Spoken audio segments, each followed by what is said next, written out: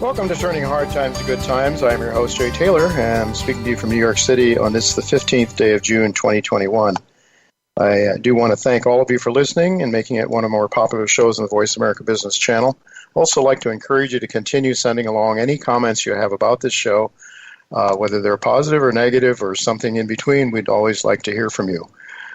We also like to make known our sponsors who make this show economically viable. Today's sponsors are Novo Resources, Sitka Gold Corp, El Oro Resources, Irving Resources, Hannon Metals, Lion One Metals, SK Mining Corp, NV Gold Corp, and Firefox Gold. And I do like to note that all of those are companies that I cover in my newsletter every week. Whenever there's news, I really pass it on and comment on it for my subscribers, and you can subscribe to my letter by going to miningstocks.com. Miningstocks.com. My letter is J. Taylor's Gold, Energy, and Tech Stocks. I've titled today's show COVID-19 and Limits to Global Growth. Robert Moriarty, Dr. Quinton Henning, and Jeff Deist return as guests. The Club of Rome warns that, quote, the Earth's interlocking resources, the global system of nature in which we all live, probably cannot support present rates of economic and population growth much beyond the year 2100, if that long, they say, even with advanced technology. Other elite organizations issue similar warnings, but what policies do these self-proclaimed gods of the universe have in mind for the elimination of most of the world's population? After all, we have an exponential growth in technology that is supposed to make our lives better. But the trouble is that while 99% of technology may be positive for our well-being, it's also true that perhaps 1% of the new technology can be extremely harmful to humans. Bob Moriarty will discuss the unthinkable but scientifically based concerns of top independent pharmaceutical scientists about the potential threat of our new vaccines technologies to the future of the human race. Now, let me be clear. I am not an anti-vaxxer. Mrs. Taylor and I both have received our COVID-19 vaccinations, but I do not think that we should ever close our eyes to scientific evidence, no matter where that leads us, just to avoid trouble from the politically powerful who defy science when it benefits them or when it suits them. They decide to defy evidence for the sake of political power and wealth. So I'm very much interested in what Bob Moriarty has to say about these new vaccine technologies when he visits with us in the second half of today's show. Right after our first commercial break, Dr. Quinton Henning will be with me to update us on Lion One Metals, which is moving towards gold production on its Tuvatu project in Fiji. The geological model identified by Dr. Henning is that this is an alkaline gold deposit, which are generally very, very large gold deposits. So while Lion One Metals moves towards production, it has also it really has an exceptionally exciting exploration program that I am keeping my subscribers up to date on, and also a stock that I personally own. Now, the company's news has slowed down quite a bit, and in large part because of COVID-19. The Fiji government basically shut things down there, but now things are starting to come back to life. So we're really going to be interested in what Dr. Henning has to say right after our first commercial break. But right now, I'm really thankful to tell you that Jeff Deist, the president of the Mises Institute, is with me. He's here to share his ideas on issues of economic growth in light of COVID-19 or whatever else he has to talk about. We're always glad to have Jeff with us. Thank you for joining me, Jeff. Thank you, Jay. It's really good to have you with me, and I know that you're heading off, I think, tomorrow to a Medical Freedom Summit in Salem, New Hampshire. So can you tell our listeners about that and you know how that fits into the current environment that we find ourselves in? Yeah, isn't that interesting when we hear these environmental types talk about the limits or having some sort of finite nature to economic growth? I mean, look at medicine. Mm-hmm. Look at the things you and I take for granted versus our great-grandparents. I mean, things were very, very scarce or non-existent in their time. Things like Novocaine at the dentist. Yeah. Much less the kind of radiology and diagnostic tools we have today, like an MRI, which can tell the doctor infinitely more than an old-fashioned X-ray ever could. So, it's really an apples and oranges comparison. And as these technologies develop, if we let them, it's really amazing how our sense of economic growth changes. I mean, there have been several points in the history of the West where politicians and other soothsayers have said, well, we've sort of reached the limits of this technology. We've reached the limits of this growth.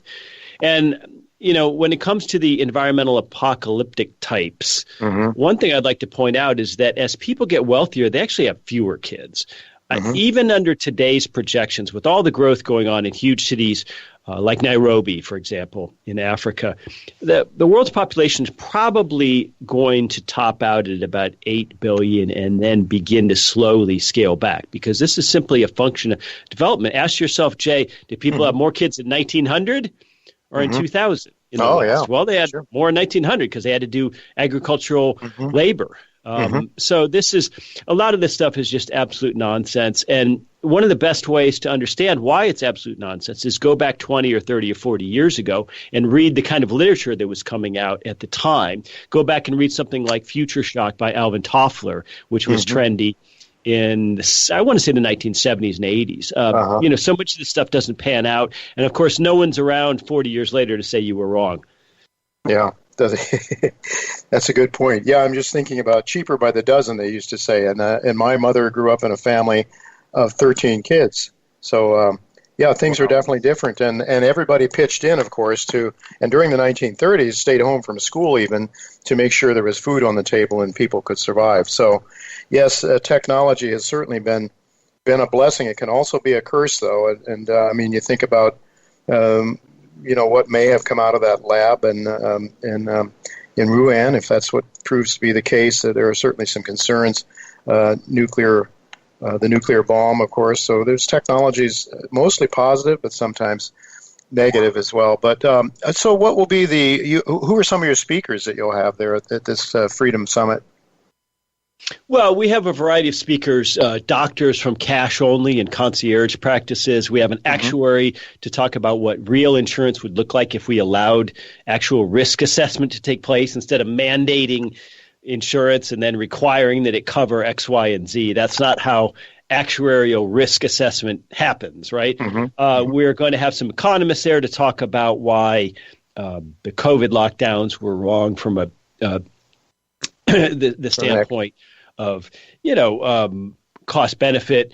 But more importantly, we're just going to be talking about technology and innovation in places like these minute clinics we see coming into Walmart, eye exams, dental treatments which are cash only, because the bottom line is that insurance programs keep getting more and more costly. The premiums keep going up. The copays keep going up. The deductibles keep going up. And meanwhile, on the market side of things, the cash prices of things keep falling. And at some point, we're going to get awfully close in between the two, and we're going to get rid of this crazy idea that health insurance is somehow tied to your job. Your car insurance isn't tied to your job. And second of all, that health insurance should pay for basic services. That just doesn't make any sense, because that's not insurance. And so the marketplace is going to assert itself, I think, in the coming decades, because medicine has just gotten so out of control on the cost side. Plus, we have entitlements. We have a population where the over 65s are set to double in America. And, of course, your later years are when you tend to consume more health care. And so, these cost containment measures, which are really market innovations, are going to happen by hook or by crook. And the question is whether we're going to let them happen or whether we're going to fight them. And I think it's a fascinating topic, because there's no part of the marketplace, perhaps other than education and banking, which is as regulated and controlled as medicine. And so when we see innovators and entrepreneurs finding ways through the cracks, to me, it's fascinating. Definitely. Jeff, is there a way that people that aren't attending this might learn more about it, or would it be any of it be videos of it or anything that people might be able to avail themselves to? Yeah, so we're going to be outside of Boston in New Hampshire, so we'll be on East Coast time. And the event is basically from 11:30 till 5, so it's an all-day thing. We're going to have, I think, 6, 7, 8 speakers. And if you just go to Mises.org, Mises.org/live, It'll stream all day long. That'll take you to our YouTube page. So it's going to stream all day. And then, of course, we'll have the videos available later. So anybody who is a medical professional, people interested in things like nurse practitioners, physician's assistant, cash and concierge medicine, the expansion of urgent care into all kinds of new clinics, cash clinics. I think it's fascinating. There's probably going to be opportunities for investors there, too. Oh, okay. All right. Well, it sounds exciting, Jeff. Thank you for sharing that with us. I think it's something that I want to check into, certainly, perhaps, if it's archived. So at Mises.org/live, I think you said to watch it live. Yes. So, all right, great. Well, thank you, Jeff. Thank you so much for sharing that with us, and always good to hear from you. And, okay, thank you.